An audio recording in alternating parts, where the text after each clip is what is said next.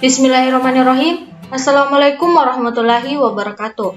Perkenalkan, nama saya Adinda Tiara Zalsabila, mahasiswa dari Universitas Negeri Makassar, Fakultas Teknik Prodi Pendidikan Teknik Elektro dengan NIM 21020450011 dari kelas PTE 01. Di sini, saya akan memaparkan materi mengenai filsafat ilmu. Apa itu filsafat?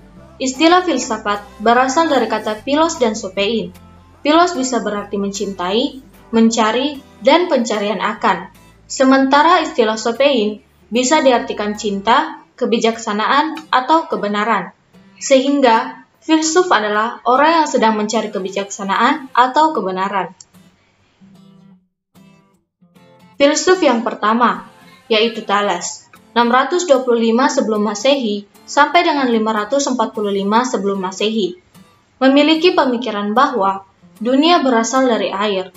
Alasan mengapa dia menyebutkan bahwa dunia berasal dari air, karena dia hidup di pinggiran pantai, sehingga dia melihat dan menimbulkan bahwa dunia itu tercipta dari air. Anaximenes, 610 sebelum Masehi sampai dengan 540 sebelum Masehi, memiliki pemikiran bahwa kehidupan ini berasal dari air. Jadi, dapat disimpulkan, pendapat yang dikemukakan dari Charles R. Darwin bukan suatu hal yang baru. Anaximenes telah mengemukakan, tetapi tidak didukung oleh data dan riset yang empirik, maka masih sangat lemah. Filsuf selanjutnya yaitu Heraklitus, 530 sebelum Masehi sampai dengan 470 sebelum Masehi. Berbeda dari filsuf sebelumnya, dia mengemukakan bahwa dunia berasal dari api.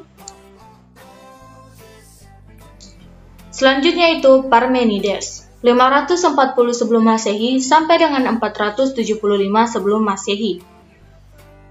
Ia mengemukakan bahwa dunia berasal dari satuan terkecil yang ada. Demokritus, yaitu 460 sebelum Masehi sampai dengan 370 sebelum Masehi. Ia mengatakan bahwa dunia atau semesta berasal dari satuan terkecil yang tak terbagi atau atom. A yaitu tidak dan tom yaitu terbagi. Jadi, dapat kita lihat sebenarnya ilmu pengetahuan modern itu awalnya dibangun oleh argumen-argumen yang secara rasio dan secara empiris tidak dapat dibuktikan kebenarannya, dan hanya pada tataran opini saja. Filsuf alam atau filosofia naturalis. Disebut filsuf alam karena perhatian atau pemikiran para filsuf dipusatkan pada alam, dan bagaimana terciptanya alam semesta. Apakah dengan belajar filsafat akan semakin menjauhkan kita dari agama dan Tuhan?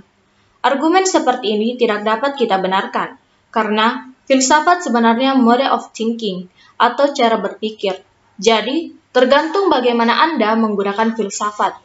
Filsafat dapat digunakan untuk menyerang agama, tetapi juga bisa menggunakan filsafat untuk memperkuat agama. Misalnya di era skolastik, muncul filsuf seperti Santo Agustinus dan Santo Thomas Aquinas. Santo Agustinus, 354 sampai dengan 430, berupaya membuktikan surga dan neraka dengan meminjam pemikiran Plato mengenai konsep forma. Santo Thomas, 1225 sampai dengan 1274, Aquinas meminjam pemikiran Aristoteles tentang causa sui atau causa prima untuk membuktikan keberadaan Tuhan.